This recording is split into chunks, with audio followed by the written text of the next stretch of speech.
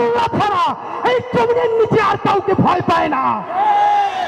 অনেকেই আমাদেরকে বলে, ভাই নির্বাচনের পরে কেমনে থাকবেন?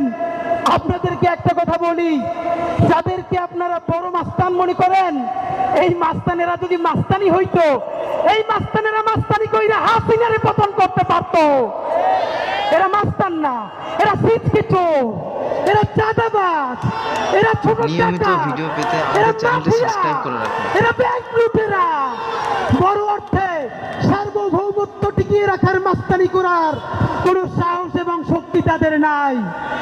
অনেকে আমাদেরকে বলে, অমুক নেতা 15 বছর লড়াই করছে, আর হাদিরা তখন কই ছিল?